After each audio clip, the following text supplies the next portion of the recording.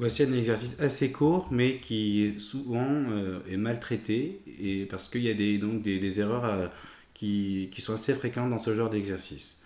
Donc ici, vous avez un prix qu'on ne connaît pas, qui augmente de 30, puis il diminue de 25.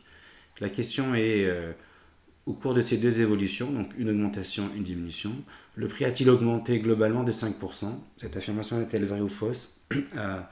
Donc je vous laisse y réfléchir, et bien sûr, il faut justifier, et je vais passer à la correction. Alors, l'erreur fréquente ici, donc on a une augmentation de... Donc l'erreur fréquente, c'est que comme on a une augmentation de 30 et une diminution de 25%, on dit que globalement, donc sur les deux évolutions, il y a une augmentation de 5%. Bah ça ne marche pas. C'est vraiment les réponses que j'ai parfois par les élèves. C'est ça, c'est faux. Puisqu'on ne peut pas ajouter des pourcentages, on ne peut pas ajouter des pourcentages qui portent sur des quantités différentes. Parce que là, ce qu'il faut comprendre, c'est que les 30%, c'est sur le premier prix, et la diminution de 25% est sur le prix réduit, enfin augmenté de 30%. Donc ce n'est pas la même valeur.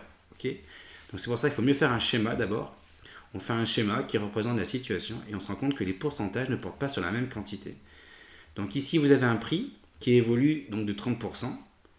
On a une valeur V2 qui, elle, après diminue de 25% pour arriver à une valeur V3.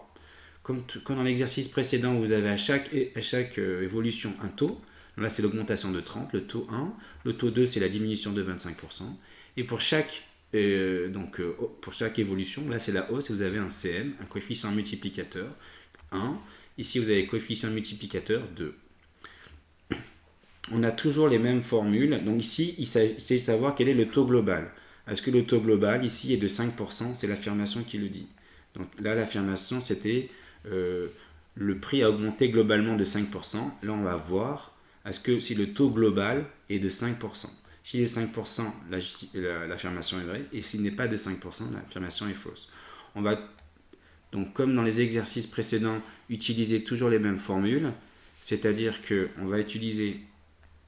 Donc première formule qu'on va utiliser, c'est que si vous voulez le CM global, là qu'on voit ici, là, hop, je vais remettre. Le CM global, c'est le produit des CM, donc du CM1 fois le CM2, et que le taux global, c'est le CM global moins 1.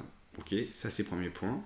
Et que chaque CM, c'est 1 plus le taux. Donc le CM1, c'est 1 plus le taux 1. Le CM2, c'est 1 plus le taux 2. Voilà. On va donc appliquer ces formules qu'on a vues dans l'exercice précédent.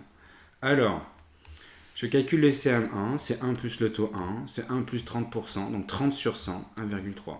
Le CM2, c'est 1 plus le taux 2, c'est 1 plus, c'est toujours 1 plus, mais c'est moins 20%, ok, parce que là, il y a une diminution de 20%. Donc ça fait donc 0,8. Le CMG, le CM global, qui est ici, c'est le produit des deux. C'est 1,3 fois 1,8, ça fait 1,04.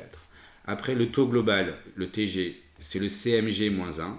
Donc c'est CMG moins 1. Et donc ça fait 0,04, c'est-à-dire 4%. Donc ici, on se rend compte que l'évolution, le taux d'évolution global pour passer de la valeur V1 à la valeur finale qui a subi une augmentation puis une diminution, on voit que globalement, le taux d'évolution est de 4%. Autrement dit, le prix a augmenté de 4%, ce qui signifie donc que l'affirmation est fausse, puisque l'affirmation disait que c'était une augmentation de 5%. Donc, exercice terminé.